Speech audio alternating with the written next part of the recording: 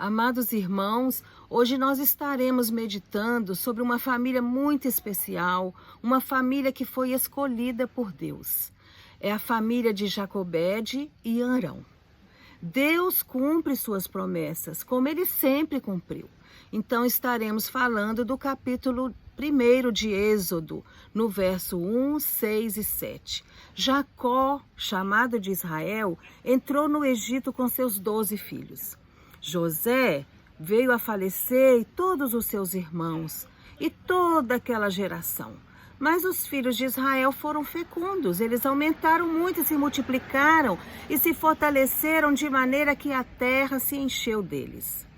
Mas, vindo os ataques do inferno, sempre querendo destruir este povo, o povo de Deus, vemos nos versos 8, 9 e 10 de Êxodo 1, então se levantou um novo rei sobre o Egito, que não conheceu José, que foi o governador do Egito. Este disse: eis que os filhos de Israel são mais numerosos e mais fortes do que nós. Usemos de astúcia para com este povo, para que não se multiplique e seja o caso que, vindo guerra, ele se ajunte com os nossos inimigos, peleje contra nós e saia da terra. Mas, mesmo assim, o povo escolhido de Deus prevalece.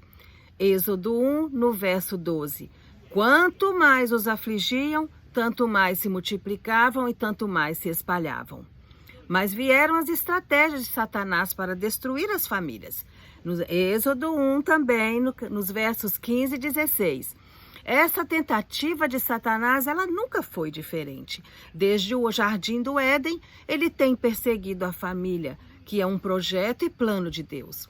O rei do Egito, então, ordenou às parteiras hebreias, dizendo: quando servirdes de parteira às mulheres hebreias, vejam se for menino, matai-o, e se for menina, que viva.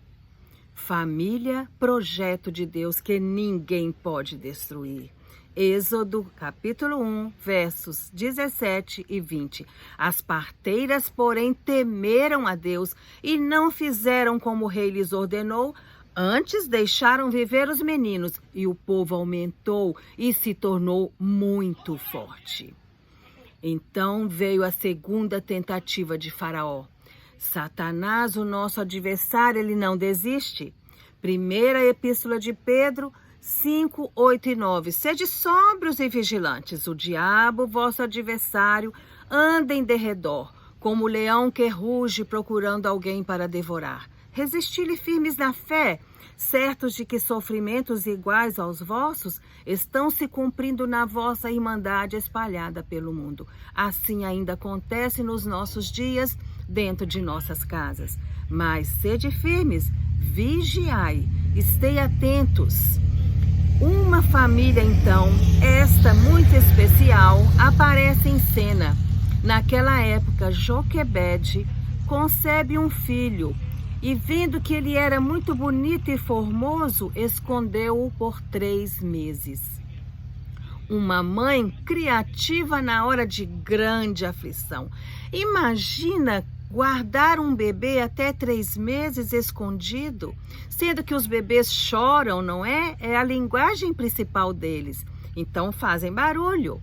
Êxodo, no capítulo 2, verso 3 diz: não podendo, porém, escondê-lo por mais tempo, tomou um cesto de junco, calafetou-o com betume e piche, e pondo nele o menino, largou-o no carriçal à beira do rio. Muito bem, vemos claramente aí que em meio a uma situação irrelevante, Deus capacita esta mulher para, através de sua criatividade, utilizando essas matérias-primas, constrói um refúgio, um socorro para o seu filho. A arca da salvação que Noé e seus filhos construíram foi protegida também das forças da água do dilúvio, desse mesmo material que Deus providenciou, o betume. Deus cuida de tudo e de todos os detalhes. Precisamos agir, precisamos usar de criatividade hoje também dentro das nossas casas. não é?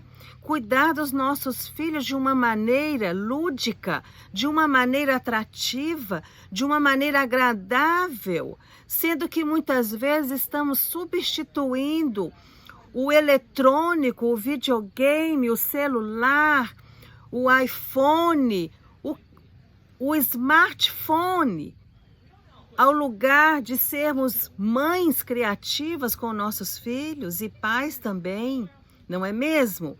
Falarmos da palavra de Deus de uma maneira agradável, linda.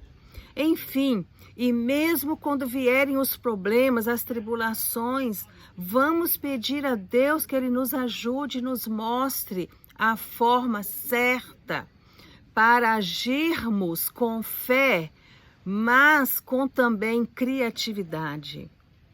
A sua irmã Miriam ficou de longe para observar o que lhe haveria de suceder.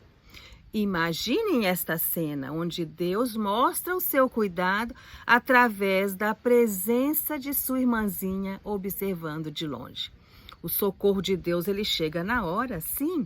Êxodo capítulo 2, verso 5. Desceu a filha de Faraó para se banhar no rio, e com suas servas, estas estavam passeando à beira do rio. Aquela princesa vê um cesto lá no carriçal, naqueles capins secos que ficam ali umedecidos na beira do rio. Então ela enviou a sua criada e a tomou. Deus usa ímpios para ser instrumentos de misericórdia, sim. E aquela princesa teve compaixão daquela criança, mesmo reconhecendo que era filho de hebreu. Deus capacitou Miriam. Aquela menina foi um instrumento de Deus. Nós também precisamos ser instrumentos do Senhor. Precisamos ser ferramentas para a obra do Senhor. Então Miriam disse à princesa: queres que eu vá chamar uma das hebreias que sirva de ama ou babá e ela possa criar esta criança e também a amamente? A princesa na mesma hora disse: sim, vá. E Miriam chamou sua própria mãe Joquebede para cuidar da criança.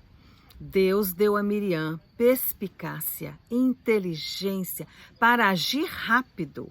Às vezes, nós nos acovardamos diante de situações que a olho nu vemos que nossa família está em caos. Precisamos exercer, então, esta fé acompanhada de ação e criatividade. Amor com amor se pagam. Então a filha do faraó disse a Joquebede: leve este menino e cuide dele por mim, e lhe pagarei o teu salário. Joquebede imediatamente tomou o menino e o criou. Concluindo, sabemos que a família é a célula máter que Deus constituiu. Não há forças do inferno que prevalecerão contra as obras que Deus criou. Portanto, quando as tempestades chegarem, tentando derrubar a nossa casa, destruir aquilo que o próprio Deus construiu através de nós, não desfalecemos a nossa fé. Pelo contrário, sejamos pais ágeis e criativos, pois o Senhor que nos capacita para sermos ferramentas de ações e tentativas de uma fé verdadeira e genuína, certos de que, sem fé, é impossível agradar a Deus. Hebreus 11, 6. Que Deus nos abençoe.